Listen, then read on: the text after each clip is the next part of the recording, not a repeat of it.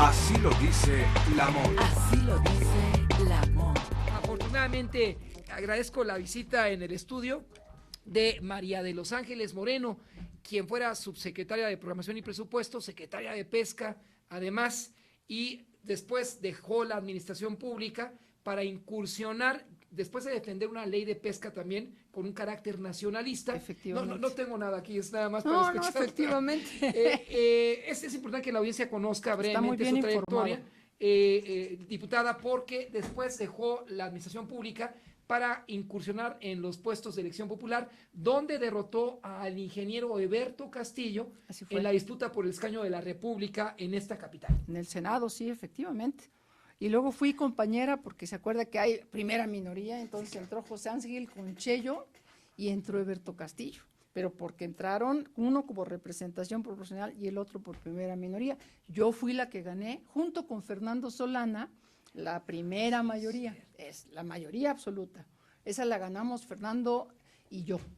Cito el caso porque el PRI capitalino, de la civilidad en mi interpretación, tomaba las calles en búsqueda del voto. Así es. Y sus candidatos, ustedes exponían sus propuestas y el escrutinio del capitalino en esos tiempos. Efectivamente, íbamos por los pueblos, barrios, calles, colonias, solicitando el voto, haciendo reuniones en casas, reuniones en la calle, reuniones en los parques públicos, pidiendo con un mensaje breve y tratando de que fuera atractivo, diciéndoles, somos la mejor opción para votar y estamos aquí delante de ustedes y pregunten lo que gusten.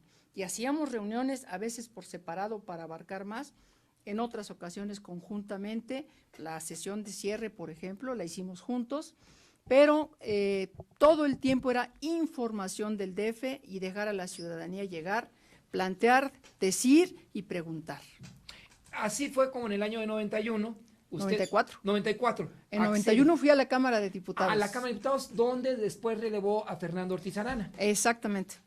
A la mitad del periodo de los 3 años, salió Fernando rumbo al PRI nacional y yo me quedé en su lugar coordinando al grupo mayoritario y, por lo tanto, presidiendo la gran comisión entonces que cambió a ser una coordinación política y un grupo de gobierno de la Cámara Baja. Todavía en 91 y 94 el tricolor capitalino fue mayoría.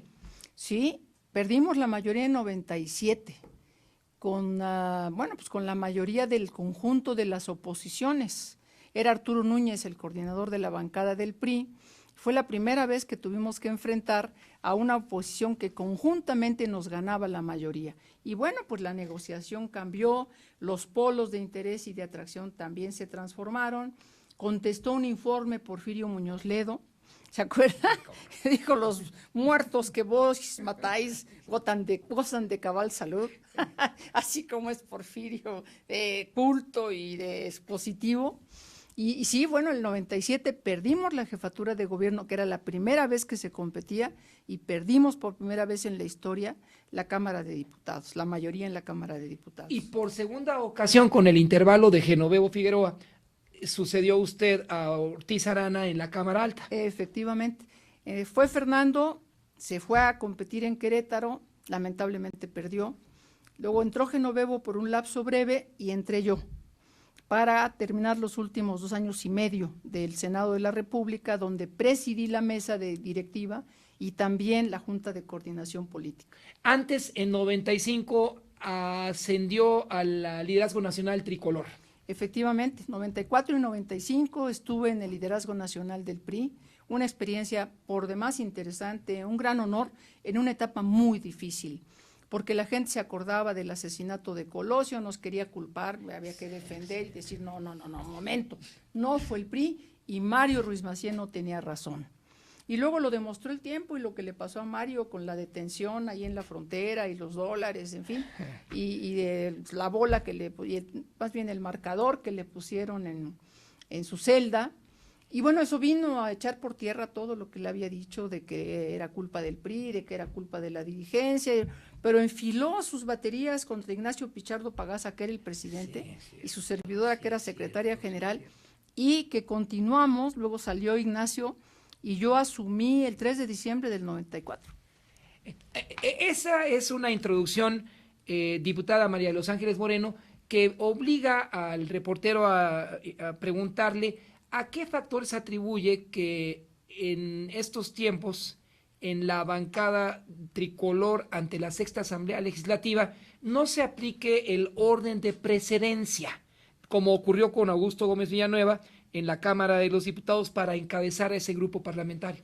Yo le quiero decir, mi estimado amigo, que por cierto le agradezco mucho de nuevo la invitación, porque es un honor participar con usted, con toda su experiencia y con el auditorio que tiene, al que saludo también, que esto implica ya un cambio en los tiempos y en las formas.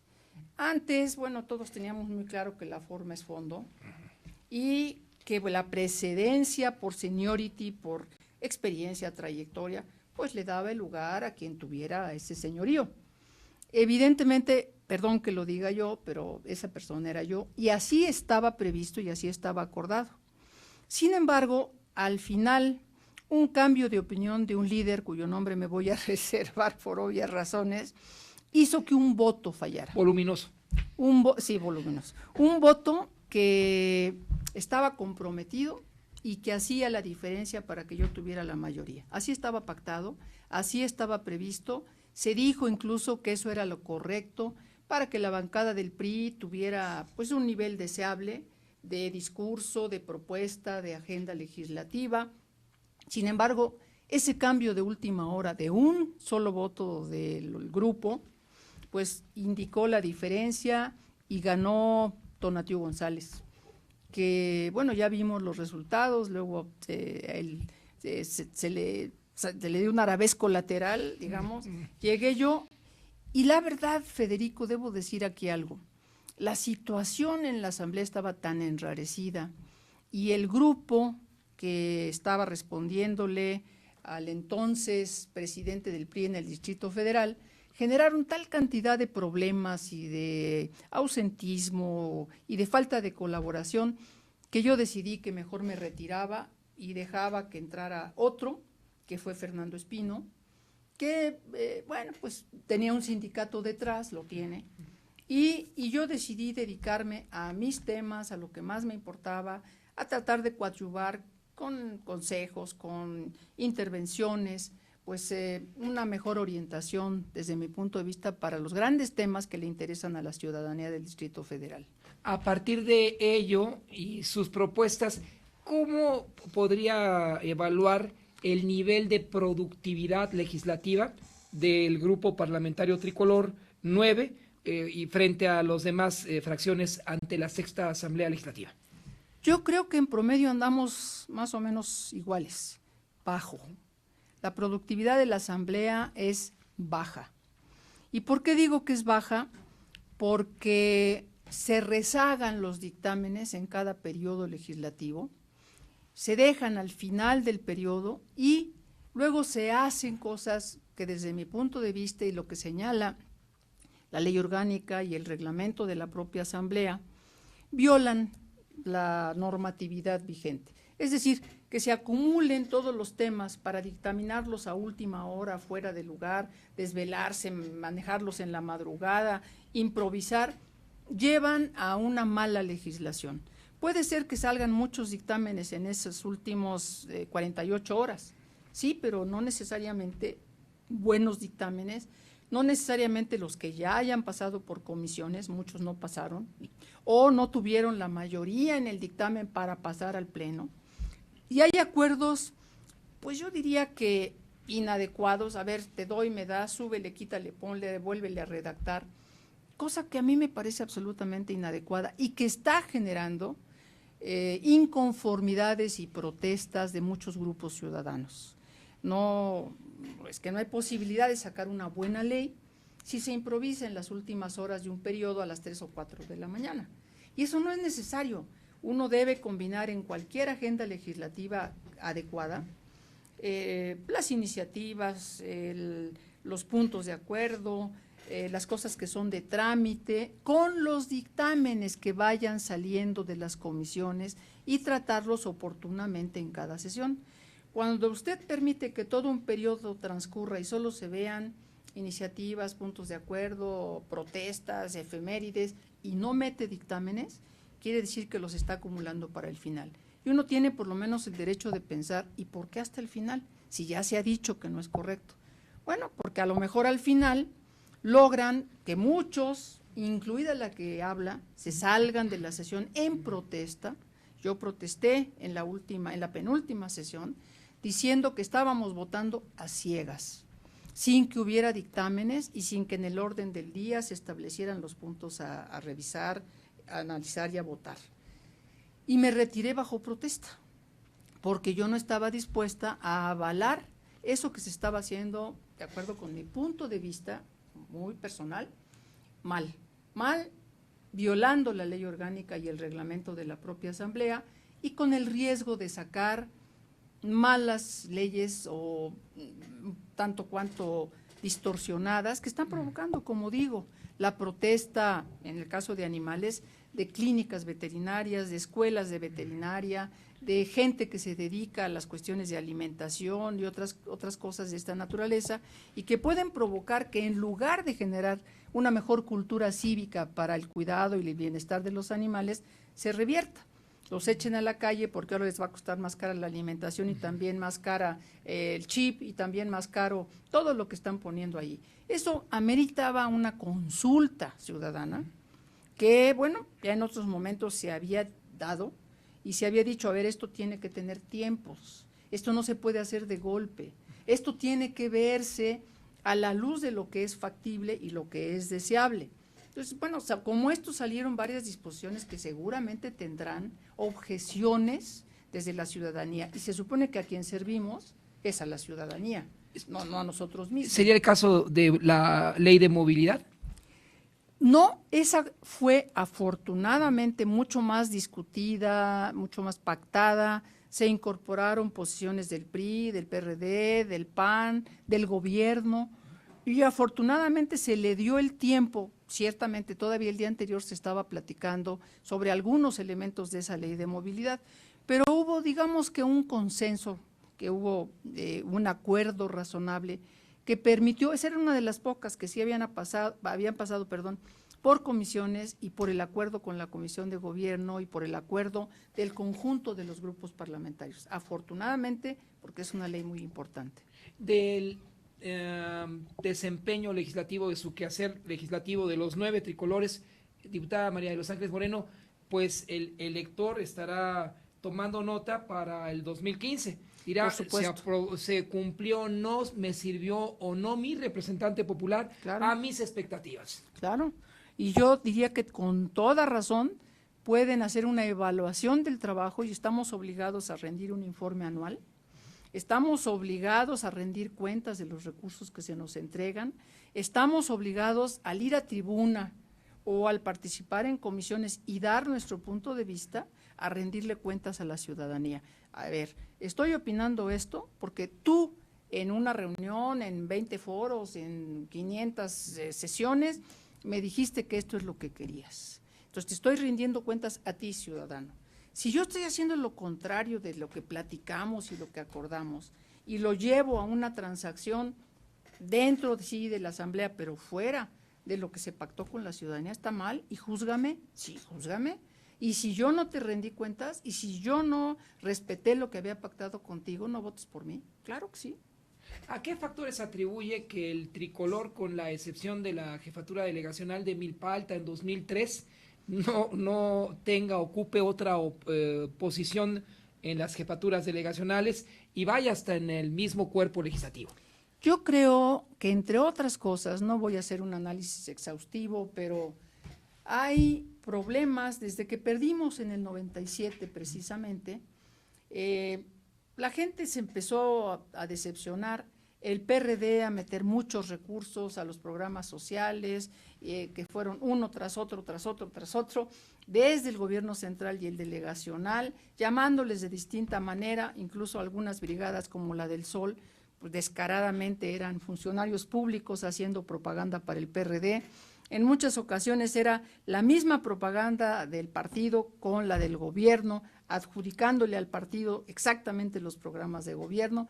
Hubo muchas irregularidades, incluso compra de votos y compra de estructuras electorales. En la última elección fue clarísimo. Ese es un factor. El otro, el descuido del PRI, sin duda. El desasosiego, el perder 97, 2000, 2003, 2006, es muy desalentador.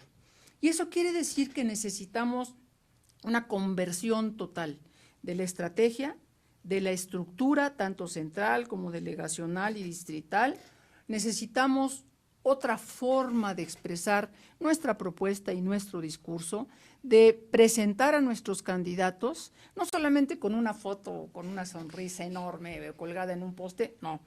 Su currículum, sus antecedentes, qué ha hecho, cómo ha rendido cuentas o cómo ha fructificado su trabajo en los anteriores oportunidades o esfuerzos que hubiera tenido, y muchas más cosas que nos lleven de nuevo al territorio y que le digan a la gente, a esta gente de la ciudad, que sin duda es la más informada, es la más politizada, es la que tiene más críticas y es la que además desde el 88 mostró que no estaba de acuerdo totalmente con el PRI. Bueno, pues entonces hay que multiplicar, no duplicar, multiplicar nuestros esfuerzos, el de todos, el de la dirigencia local, el de la dirigencia nacional, el de cada uno de los posibles y potenciales candidatos, el de los candidatos y la información que demos a la ciudadanía veraz, oportuna, congruente y consecuente con los hechos. Sin esto no vamos a avanzar, esa es la pura verdad, porque además el partido amarillo, pues la verdad es que usa y abusa de los recursos y los distribuye con singular entusiasmo para fines electorales. Y tiene la habilidad también de concitar apoyos dentro de los mismos correligionarios de usted, es nuestra impresión. Absolutamente, así es efectivo, sí. Se le han dado muchas concesiones al actual gobierno, por ejemplo, sí. Eso, bueno, políticamente puede ser muy correcto. ¿Por qué? Porque tiene la ventaja de que ahora hay una conciliación entre el gobierno local y el gobierno federal que benefician al Distrito Federal, a diferencia de años pasados donde se contrapunteaban y chocaban. ¿Y quién sufría? Pues los habitantes del Distrito Federal y la propia ciudad que no tenía viabilidad.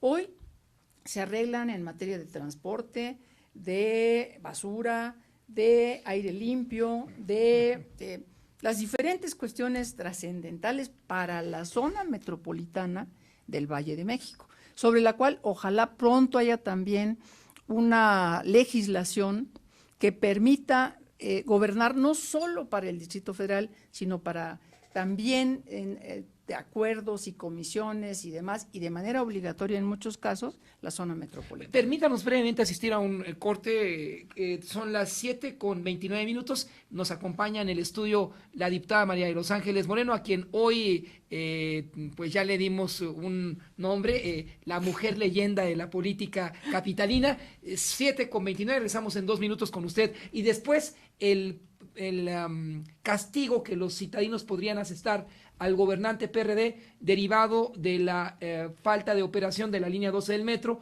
y también la reforma política, si usted lo considera, diputada. Claro que sí. 7:30. Así lo dice el amor. Agradeciendo su presencia y tolerancia aquí en ABC Radio 760 del cuadrante, diputada María de Los Ángeles Moreno. No puede pasar inadvertida este tema del punto de acuerdo impulsado por la bancada del Sol Azteca relativo a las denuncias contra el ex jerarca del PRI capitalino, Cuauhtémoc de la Torre. ¿En qué sentido se pronunció su bancada para evitar, desde luego, la descalificación de su partido político, Ruta 2015? Sí, yo subí a tribuna precisamente para distinguir lo que es una institución histórica que ha gobernado a este país durante muchos años, como es el PRI, y una persona o grupo de personas que se portan mal, y que si ese comportamiento malo linda con lo penal, debe ser juzgado. Debe ser juzgado por la Procuraduría primero, encauzando una averiguación previa, y luego, en su caso, por un juez. Y yo les dije a mis compañeros perredistas, muy bien, así como están denunciando, pues yo les diría, ahora denle seguimiento para que el procurador actúe y en su caso el juez, porque el gobierno es de ustedes. Segundo, señalé, yo no vengo aquí a defender a nadie, vengo simplemente a decir que el juicio no está en la Asamblea, nosotros somos legisladores. El juicio está en los juzgados, previa causa que arme la Procuraduría. Y tercero, me parece muy bien que se pida la intervención del IEDF para auditar los recursos y me parece muy bien que se pida la intervención de derechos humanos por aquello que pudiera demostrar que ha habido explotación de mujeres. Y les dije, por supuesto, yo como mujer me siento particularmente agraviada, sentida, lastimada por la posibilidad, que no soy quien para juzgar, pero ante lo que se está diciendo me lastima y exigiría justicia. Esa fue la posición. Desde luego ya antes algunos compañeros muy afines al que se ha estado mencionando, pues habían dicho que era falso, que era una artimaña, que había sido un teatro. Bueno, mire, yo eso no lo puedo juzgar tampoco, pero pues ciertamente hay algunos antecedentes del 2003 y del 2009 que pues harían pensar que esto pudiera haber ocurrido. Y ahí le tocará una causa a la Procuraduría que si no realiza, pues la ciudadanía lo va a juzgar y es del PRD. Y al juez, en su caso, que no tiene partido, por lo menos en principio, que tendría que juzgar si efectivamente las causales y los tipos penales aplican o no.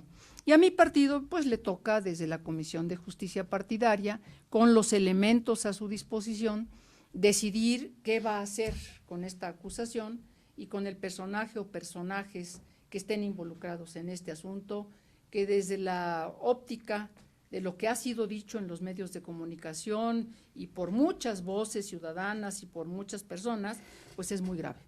Pero como similar de género se suma a ese agravio perpetrado contra ellas. Claro, por supuesto.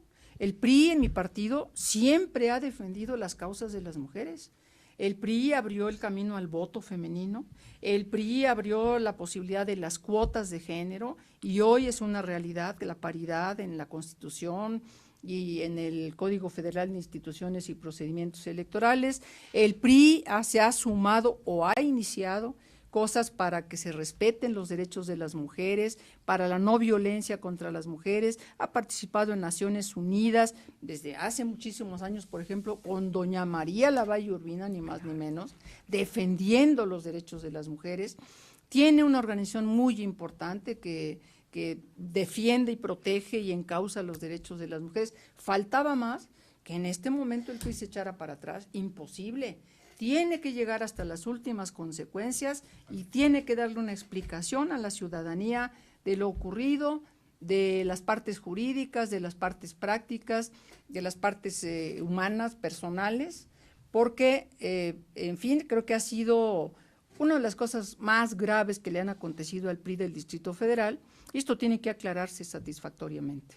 De lo contrario, como en el caso del gobernante PRD con la línea 12 del metro, pues los electores vamos a castigar o no a los diferentes políticos. Pues. Efectivamente, Federico. Yo diría, bueno, la última cosa, yo creo que no hay que prejuzgar. Yo insisto, hay instancias que juzgan, pero sí habría que calificar ese punto de acuerdo del Partido de la Revolución Democrática como un asunto de raja política. Y yo se los dije a ellos, por eso lo digo aquí al público. Oigan, ustedes se están acusando y están generalizando. No generalicen, puntualicen contra quién van y luego díganle a su procurador que actúe, ¿no? Y luego llévenlo al tribunal en su caso o exijan que se vaya. Y me parece muy bien, yo creo que una falta sí tiene que sancionarse, pero no se limiten a sacar votos para su partido sancionando al otro partido, porque no es justo, no es correcto. Y respecto de la línea 12, bueno, pues allí hay también mucha materia de la cual hablar. Sé de algunos compañeros del PRD que dijeron, ya con esto que pasó con la red supuesta o real de prostitución, ya la hicimos, ya se olvidaron de la línea 12. No, es un asunto muy grave en términos de gobierno, en términos técnicos, en términos políticos, en términos económicos. Es una cuestión que se fue de algo así como 16,000 millones originalmente a 40 y tantos mil y ahora más, que lleva ahorita pues 2 meses y pico, que se suspendió el servicio con una grave afectación a la ciudadanía que usa esa línea, o usaba, y que no tiene, parece, final en el túnel, porque se sigue hablando de desgaste en las ruedas, no solamente en los tramos por arriba, sino también en las partes subterráneas y en las partes a nivel de suelo, porque la empresa que hizo el diagnóstico, que es otra empresa española como CAF, pues está ahorita terminando el diagnóstico. Después de estos meses todavía no se empieza el arreglo, todavía no nos han dicho cuánto van a gastar en el arreglo, aunque llevan, pues ya no me acuerdo, creo que 600 millones o 400 y pico millones, nada más en el diagnóstico y en ver qué está pasando. Pero no hay arreglo y la gente sigue sin el transporte, y la que se sube en ciertos tramos de esa línea dicen, lo hago con miedo, porque el tren vibra, porque en ciertos tramos se bambolea, porque me da miedo que haya un accidente grave, y tienen toda la razón. ¿Cómo es posible que una cosa tan importante para la movilidad, para la vialidad en esta ciudad tan compleja, para ser parte del eje principal de transporte de la Ciudad de México, se haya hecho con tal discrecionalidad y con tal descuido?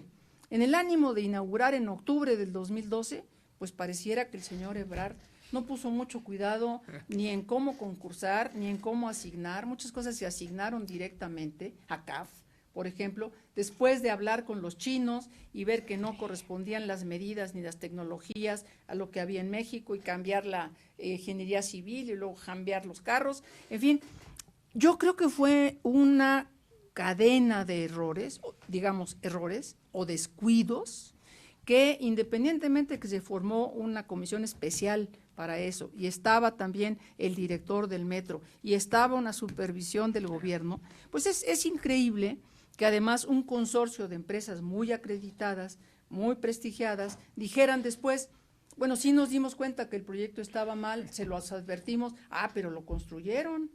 Ahí hay una responsabilidad desde mi punto de vista, y que el gobierno diga, bueno, para eso estaba el supervisor, ¿y tú, gobierno, dónde estabas? ¿Y ahora el gobierno capitalino debe cubrir esos errores? Por supuesto. Nosotros, ¿sí?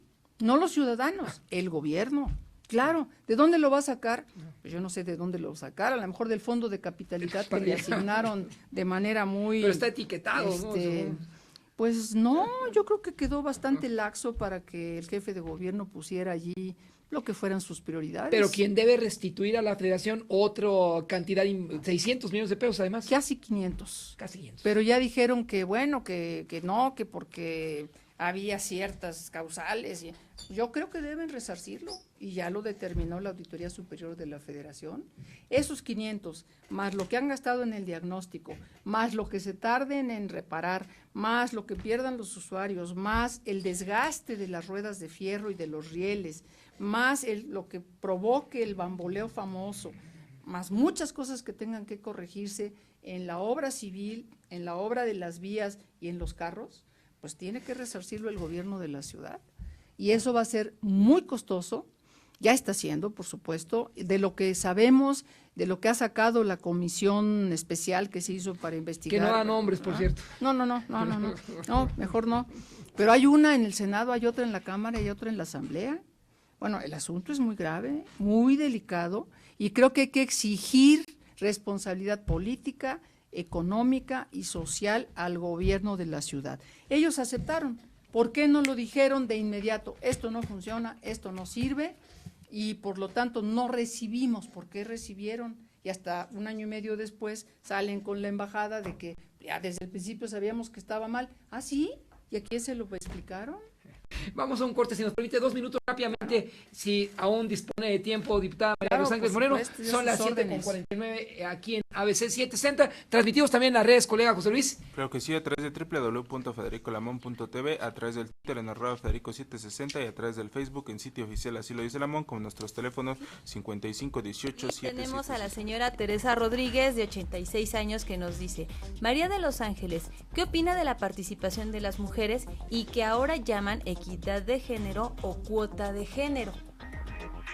Con mucho gusto. Y si nos permite, sumamos las redes rápidamente. Claro. ¿sí? Claro que sí, Maru González nos dice, con lo que nos pueden pagar a los mexicanos lo de la línea 12 es que vuelvan a bajar el boleto a 3 pesos.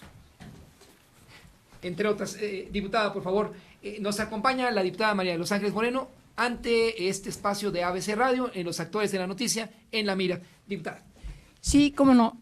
En primer lugar, sí, no solamente los azules nos llamaron lavadoras de 2 patas, también nos llamaron el viejerío. Diego Fernández. y hubo debates muy intensos desde la 55ª legislatura donde su servidora participaba, donde nos echaron encima a las señoras del PAN diciendo que no procedía que se modificara el código electoral para empezar con una cuota. Dijeron que no. Y se quedó una cosa muy vaga que luego fue evolucionando hasta llegar a lo que hoy tenemos, que es la paridad. 50-50 en las candidaturas tanto para la Cámara de Diputados como para el Senado de la República y también en los estados, puesto que subió a nivel constitucional. Todos los estados de la República y el Distrito Federal están obligados a modificar sus códigos electorales para que se adecuen a esta situación de paridad. Tendremos que hacer un gran trabajo, todos en los partidos, especialmente las mujeres, para lograr que se cumpla y se llenen esos espacios con mujeres que no solamente por serlo, sino por su habilidad, capacidad, entrega y voluntad de servicio, reúnan las características para llegar a ser diputadas o senadoras. Yo estoy de acuerdo con la cuota, siempre he estado, pero ahora más que una cuota ya se habla de paridad. Ahora, a doña Teresa Rodríguez, esto es lo contesté a doña Teresa Rodríguez. Yo opino que las mujeres debemos participar en igualdad de condiciones con los hombres, ni atrás, ni adelante, ni abajo, ni arriba, sino juntos, caminando por un mejor país. Esa es mi opinión. No hay discriminación, no debe haberla. Debe haber total paridad y colaboración entre hombres y mujeres. En cuanto a Jacqueline Hernández, bueno, ya contesté también que no solamente nos llamaron lavadoras, sino también otra cosa. Y yo vuelvo a decir, ha sido una larga lucha la que hemos dado, especialmente las mujeres, durante muchos años, para que se entienda que nuestra participación es útil para el país, es buena para la democracia, para educar a los hijos, para respetar los derechos humanos, y no solamente en términos electorales o de ocupar una posición en las cámaras o en el gobierno. Es útil para la educación en la igualdad, en la equidad, a toda la sociedad mexicana y de cualquier otro país. Esa es mi opinión. Y respecto del boleto, yo estoy de acuerdo, creo que no debió haberse subido el precio del boleto, no era necesario. Para lo que están haciendo, pues francamente no veo cuál es la redituabilidad de ese incremento en el precio del boleto, si además no nos están dando mejor servicio. Más bien hay un detrimento en el servicio, con la línea 12 precisamente. Ahora, se está hablando de abrir otras conexiones en la línea A, en la línea B y en la línea no me acuerdo cuál otra, pues ojalá, eso implica una inversión importante, una inversión fuerte. Yo espero que parte de lo que está en el Fondo Metropolitano y en este famoso Fondo de Capitalidad se destine precisamente a invertir en lo que más le importa y le afecta a la ciudadanía, y una sin duda es el transporte colectivo. En esta parte final, agradeciendo su disposición de platicar con ABC Radio, Organización Editorial Mexicana. Desenlace para el PRI capitalino, ¿existe alguna posibilidad de que usted pudiera retomar ese liderazgo, diputada? No, porque está prohibida expresamente la reelección de dirigencia.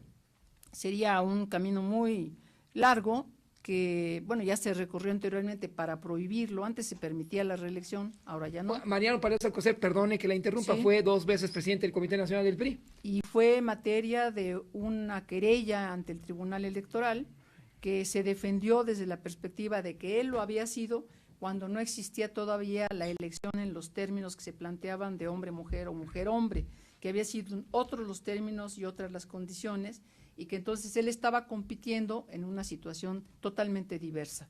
Y sin embargo fue al tribunal y hubo que calificarlo y defenderlo y una serie de cosas. Entonces yo creo que es una cosa correcta.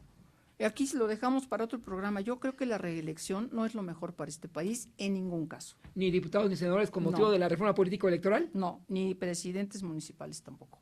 Diputada, le agradezco enormemente depositar su confianza en este espacio informativo. ABC Radio, Organización Editorial Mexicana, ojalá sean estas visitas recurrentes. Me encantará. Realmente disfruto mucho platicando con usted y teniendo la oportunidad de tener un contacto con su auditorio, que es constante, que es amplio y que sin duda también disfruta igual que yo su elocuencia y su facilidad para conducir un programa tan importante como este. Muchas gracias a su equipo de colaboradores siempre cercanos a usted y de muchos años, saben nuestro respeto, de la audiencia también. Gracias, José Luis, por tu apoyo esta tarde al equipo de trabajo, a doña Isabel. Coincido con lo que expresó nuestra jefa de información. A usted no lo puedo decir en vivo, pero ya tomó nota de ello. Gracias, Emilio, por tu tolerancia. A todo el equipo de trabajo, Oscar, Analí, Ceci, reporteros, por favor, seguir con la programación de ABC Radio 760 y gracias a usted en los actores de la noticia, diputada María de los Ángeles Moreno. Con muchísimo gusto, Federico Lamont, antiguo amigo, aunque es muy joven,